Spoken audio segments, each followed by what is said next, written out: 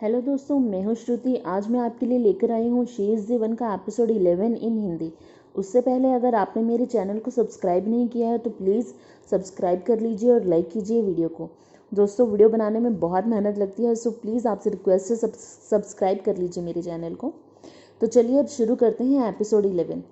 Episode शुरू होता है वहाँ से जहाँ योयो और मिस्टर वेन एक साथ अंधेरे कमरे में बैठे होते हैं और आपस में बात कर रहे होते हैं। योयो एकदम से लाइट ऑन कर देती है। योयो मिस्टर वेन को चेहरा देख लेती है और कहती है, तो तुम ही हो मिस्टर वेन जिनशेन। तुमने मुझसे इतने दिन तक झूठ बोला, मुझे पागल बना कर रखा। मैं पागलों की तरह तुम्हारी चिंता कर रही थी कि तुम्हें डिप्रेशन हो गया और तुमने मेरे साथ ऐसा सलूक किया। जिनशन कहता है, मैंने ये सब तुम्हारी वजह से किया। तुम ही तो कह रही थी कि शादी उससे करनी चाहिए जिससे प्यार हो, बिजनेस मैटर्स के लिए शादी नहीं करनी चाहिए। तुम्हारा प्यार पाने के लिए ही मैंने ये सब किया। तुम इतनी नादान थी कि तुम समझ भी नहीं पाई मेरे नाटक को। अब मुझे पता चल गया कि तुम भी मुझसे प्यार करती हो, तो फिर क्या ही फ़र्क पड़ता है। ये सुनकर रूम से बाहर चली जाती है और रास्ते में उसे एक ग्यूगी मिलता है जिसे वे कहते हैं कि तुम भी इस नाटक में शामिल थे, मुझे तुम पर भी बहुत गुस्सा आ रहा है। और वह यह कहकर गार्डन में चली जाती है।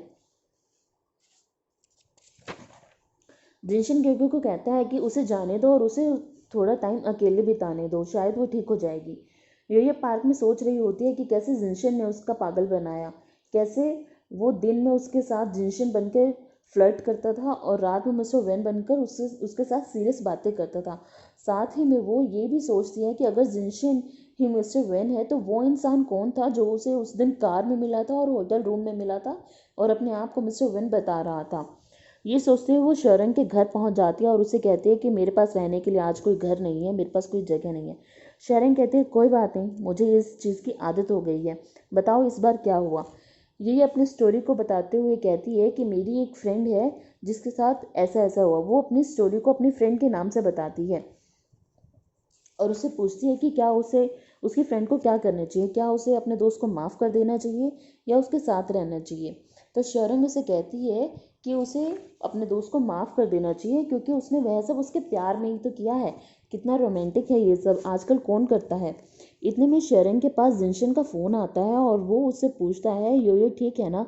शरण समझ जाती है कि योयो जो स्टोरी अपनी फ्रेंड का नाम लेकर बता रही थी वो योयो की फ्रेंड की नहीं बल्कि योयो और मिस्टर जिनशन की ही है। तो वो फ़ोन काट देती है और वो उसे गुस्से में कहती है कि जिनशन ने तुम्हारे साथ ये बिल्कुल अच्छा नहीं किया, ये बिल्कुल भी अच्छी बात नहीं है, ये किसी के साथ धोखा ही है। तुम्हें बिल्कुल भी नहीं मानना चाहिए और उसके साथ नहीं जाना चाहिए। यही कहती है, तुमने तो पहले कह रही थी कि ये सब तो बहुत रोमांटिक है, तुम्हें उससे गुस्सा नहीं करना चाहिए, तुम्हें मान जाना चाहिए। शरण कहती है, ये पहले की बात अलग है पर जिनशन बिल्कुल भी प्रोफेशनल नहीं है, तुम्हें उसकी बात बिल्कुल नहीं माननी चाहिए। अगले दिन जिनशन अपने ऑफिस का साइन चेंज कर देता है, जो कि उसने पहले मैनेजर के नाम से किया होता है। अब वो उसे दोबारा सीईओ के नाम पर कर देता है और कहता है कि चलो ठीक है, अब नाटक तो नहीं करना पड़ेगा। ये काफ़ी दिन तक ऑफिस में नहीं आती है और जिनशन से बात भी नहीं करती है। जिनशन शरण को अपने ऑफिस में बुलाता है और उससे पूछता है कि योयो कहाँ है, वो उससे बात क्यों नहीं कर रही है। वो उससे कहता है कि मैं तुम्हें ऑर्डर देता हूँ कि तुम मेरी बात योयो से कराओ। शरण कहते हैं कि आप मेरे बॉस हैं, आप मुझे जो भी काम बताएंगे वो ऑफिस से रिलेटेड हो तो अच्छा है, मैं पर्सनल मैटर में नहीं पढ़ सकती। जिनशन कहता है कि अगर तुमने मेरी मदद नहीं की तो मैं तुम्हें नौकरी से निकाल दूंगा। शरण कहते हैं कि तुम मुझे नौकरी से ऐसे नहीं निकाल सकते।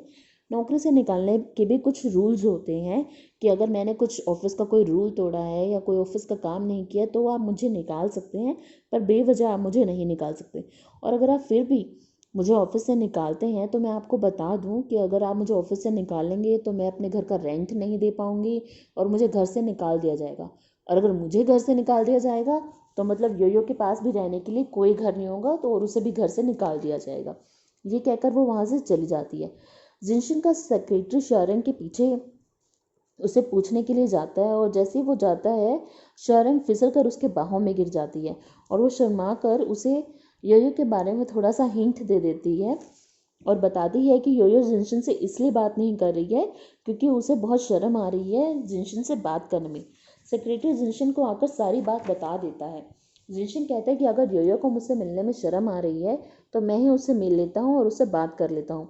जिनशन जिनशन योयो से मिलने के लिए मीडिया में अपना एक फर्स्ट इंटरव्यू देता है, जिसमें वो पहले तो सिर्फ ऑफिस की बात करता है, पर वो थोड़ा हिंट योयो से मिलने के लिए भी करता है।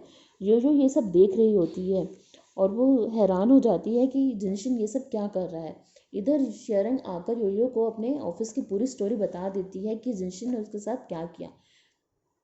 उधर शीजे और मिस्टर वेन भी इस न्यूज़ को देख रहे होते हैं। शीजे कहता है कि जिनशन का बिजनेस चलाने का तरीका भी अलग है। मिस्टर वेन कहते हैं कि हाँ मुझे पता है, वो मेरा भाई ही तो है। शीजे कहता है कि क्या जिनशन तुम्हारा भाई है, तो फिर तो तुम्हें यानसिया के बारे में भी पता होगा।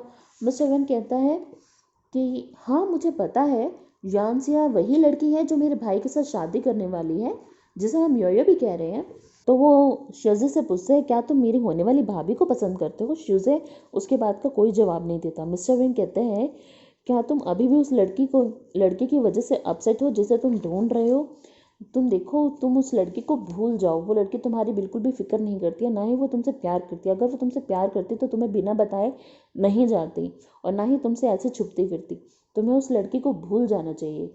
उधर योयो को रात में एक डरावना सपना आता है, जिसमें वो अंधेरे में एक पार्क में जा रही होती है, एक सड़क पर जा रही होती है और उस पार्क के झूले अपने आप चलने लगते हैं और एक इंसान उसका पीछा कर रहा होता है और वो भागती है तो वो इंसान भी उसका पीछा करता है। वो इंसान कोई और नहीं, जिनशन ही होता है और इतने में उसका सपना टूट जाता है और वो डर कर उठ जाती है। अगले दिन वो उसी रोड पर जा रही होती है जिसका उसको पिछली रात को सपना आया होता है। वो उसी रोड पर जाती है, पर इस टाइम झूले नहीं हिल रहे होते, पर एक इंसान उसका पीछा ज़रूर कर रहा होता है, जिनशन। और वो इंसान जिनशन ही होता है। जिनशन कहता है जिनशन कहता है अब बस भी करो, तुम्हें मुझसे दूर हुए 128 घंटे हो गए हैं। तुम्हें पता है मैंने ये टाइम कैसे निकाला है। मैंने तुम्हें पकड़ने के लिए 100 मीटर रेस की भी प्रैक्टिस कर ली है, जो कि मैंने 11 सेकंड में कंप्लीट कर दी थी। वो भी अपने आप में एक रिकॉर्ड बना लिया था। मैंने ये सब तुम्हारे लिए किया। तुम चाहो तो मुझे मार सकते हो, पर मुझे मारने के बाद तुम्हें मेरी चोट का ध्यान रखना होगा, क्योंकि तुम ऑफिशियली मेरी वाइफ भी हो।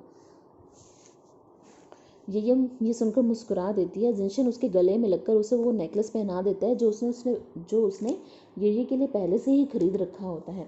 अगले दिन ऑफिस में सब जिनशन और योयो की बात कर रहे होते हैं। शरण ये देखकर घबरा जाती है और वो सोचने लगती है कि अब तो जिनशन उसे नौकरी से ही निकाल देगा, क्योंकि उसने जिनशन की मदद नहीं की थी। जिनशन और योयो ऑफिस में एक साथ काम कर रहे होते हैं। योयो जिनशन के करिश्मा को देखकर खुश हो जाती है और वो उससे काफ़ी देर तक प्यार से देखती रहती है और वो मन ही मन सोचती है कि हाउ लकी आई एम, कितना सुंदर हस्बैंड मिला है। फिर होश में आती है और सोचती है कि मैं जिस इंसान से अपने एंगेजमेंट तोड़ना चाहती थी, ये वही इंसान निकला जिसे मैं पसंद करती हूँ। जिनशन उसकी हरकतों को नोटिस कर रहा होता है और वो आकर उससे पूछता है कि तुम क्या सोच रही हो। तुम फिजिकली तो यहाँ हो, पर मेंटली यहाँ नहीं हो। वैसे भी तुम पर मेरा काफ़ी उधार है, जैसे कि लव किस। वो योयो को किस करने ही वाला होता है कि उसके दादाजी ऑफिस आ जाते हैं और उसे बाहर बुलाकर डांटने लगते हैं। तुम ऑफिस में ये सब करने आते हो? मैंने सोचा था वो जीनियस गर्ल है, वो हमारी कंपनी को बहुत ज़्यादा फ़ायदा पहुंचाएगी, पर नहीं, वो किसी काम की नहीं है। तुम उसे नौकरी से निकाल दो और तुम अपनी एंगेजमेंट भी तोड़ दो। जिनशन कहता है दादाजी, मैंने आपके कहने पर ही उस लड़के से एंगेजमेंट की थी। मैंने आपके कहने पर ही उस लड़की को ऑफिस में रखा था। अब आप चाहते हैं कि मैं अपने एंगेजमेंट तोड़ दूं और उसे जॉब से निकाल दूं। अगर आप चाहते हैं कि मैं उसे निकाल दूं, तो आपको मुझे भी निकालना होगा। मैं आपको पूरा विश्वास दिलाता हूँ कि उस लड़की की वजह से कंपनी को कोई नुकसान नहीं होगा और मैं अपने काम पर पूरा ध्यान दूंगा और मैं आपको वो डेवलपमेंट राइट्स दिला के ही रहूँगा। उसके दादाजी मान जाते हैं। योयो जिनसन से आते ही पूछती है कि क्या हुआ, दादाजी नाराज़ लग रहे थे। वो मुझे पसंद नहीं करते ना। जिनशन कहता है तुम तो समझदार हो गई हो, और कहता है कि छोड़ो उन सब बातों को, हम वो अपना काम पूरा करते हैं जो हम पहले कर रहे थे। जिनशन योयो को किस करने वाला ही होता है कि शरण ऑफिस में आ जाती है। जिनशन गुस्से में शरण से कहता है कि मैं तुम्हें नौकरी से निकालता हूँ। योयो और शरण कैफेटेरिया में बात कर रहे होते हैं। शरण चिंता में कहते हैं कि मुझे पता था कि मेरी नौकरी जाएगी। मैं तुम दोनों के बीच में जो आ गई हूँ, मेरी तो नौकरी पक्का ही जाएगी। अगर मेरी नौकरी चलेगी तो मैं अपनी ज़िंदगी कैसे बिताऊंगी, रेंट कैसे दूंगी, कैसे गुजारा करूंगी। ये कहती है कि मेरे साथ भी कुछ ऐसा ही हुआ। जिनशन के दादाजी एकदम से जिनशन के कमरे में आ गए और उन्होंने हमें देख लिया और मुझे लग रहा है अब वो मुझे भी नौकरी से निकलवा देंगे। फिर योयो अपने मन ही मन में कुछ आइडिया सोचती है ताकि वो शौरंग की नौकरी भी बचा सके और खुद को भी इस कंपनी में रोक सके।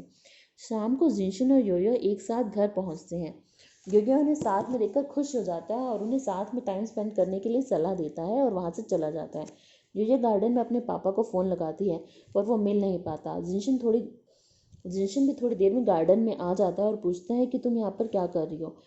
योयो उसे बताती है कि मैं पापा को फ़ोन लगा रही थी, वो मिल नहीं रहा है। जिनशन कहता है कि हो सकता है वो ऑफिस में कुछ काम कर रहे हो, बिजी हो, इसलिए फ़ोन भी नहीं लग रहा हो। जिनशन ये से कहता है ये तुमने ही मुझे बताया है कि ज़िंदगी का मतलब क्या होता है। पहले तो मुझे दादाजी ने यही कहा था कि मुझे सिर्फ इस कंपनी के लिए जीना है, पर जब से तुम मेरी ज़िंदगी में आए हो तुमने मुझे बताया कि ज़िंदगी एक ही बार मिलती है और उसे अपने ही तरीके से जीना चाहिए। ये मैं तुम्हें बहुत ही पसंद करता हूँ। और उसे ये कहकर गले लगा लेता है। ये कहती है कि अगर मैं वो इंसान नहीं हूँ जो तुम मुझे समझ रहे हो, क्या तब भी तुम मुझसे उतना ही प्यार करोगे। जिनशन कहता है कि तुम ये क्या बात कर रहे हो, सब कुछ झूठ हो सकता है पर तुम सच हो, तुम मेरे लिए सच हो, मैं तुमसे प्यार करता हूँ। ये उदास हो जाती है और कहते हैं कि मैं नहाने के लिए अंदर जा रही हूँ। जिनशन योयो की बातों को सुनकर पहले तो थोड़ा हैरान हो जाता है पर फिर वो लास्ट में उन बातों को इग्नोर कर देता है और योयो के कहता है कि मैं भी तुम्हारे साथ आ रहा हूँ नहाने के लिए। और यहीं पर एपिसोड ख़त्म हो जाता है। दोस्तों, अगर आपको वीडियो पसंद आई हो तो प्लीज़ मेरे चैनल को सब्सक्राइब कीजिए और लाइक कीजिए। आपके एक लाइक से मुझे नेक्स्ट एपिसोड बनाने के लिए मोटिवेशन मिलता है। Thank you very much.